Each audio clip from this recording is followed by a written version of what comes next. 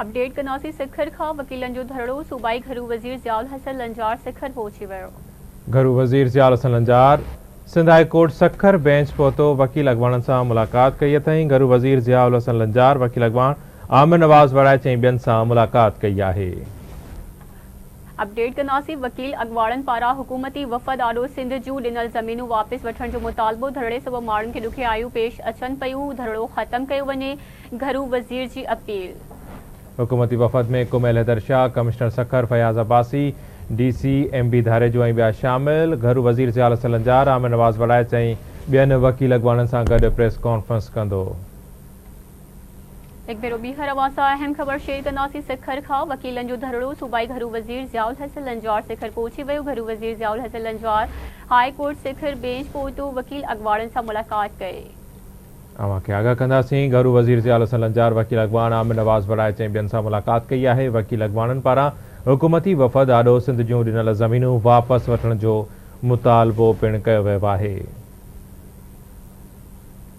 धरणे सबबि माण्हुनि खे ॾुखियाई पेश अची रही आहे। धरणो ख़त्म कयो वञे, घरू वज़ीर ज़ियाउल हसन लंजार इहा अपील पिणु कई।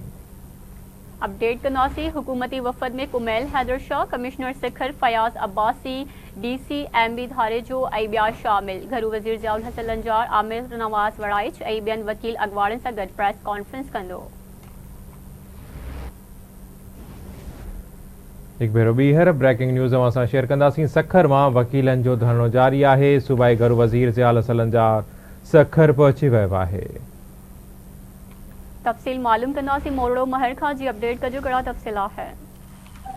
जी बिल्कुल, केनालनि जे हवाले सां बबलो बाईपास ते वकीलनि जो 12 ॾींहं बि एहतजाजी धरणो जारी आहे। वकील अॻवाणनि सां ॻाल्हियुनि लाइ हुकूमती वफ़द सूबाई घरू वज़ीर ज़ियाउल हसन लंजार जे सरबराहीअ में सखर हाई कोर्ट पहुची वियो आहे।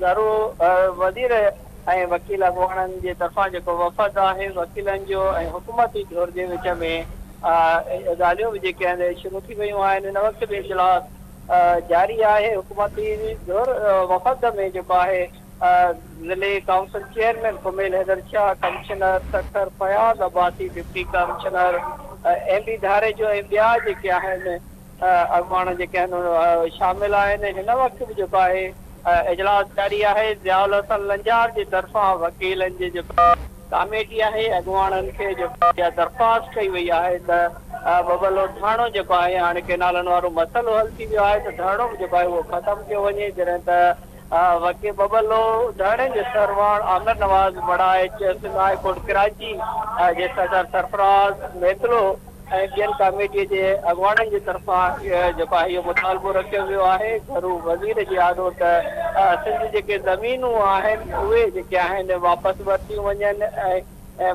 ॿियूं बि जेके डिमांड्स आहिनि उन्हनि मामलनि ते बि हिन वक़्तु आहे इजलास में ॻाल्हियूं हलंदड़ आहिनि। जी ठीकु आहे, वरी महिरबानी मोरड़ा हिन हवाले सां अपडेट करण जे लाइ।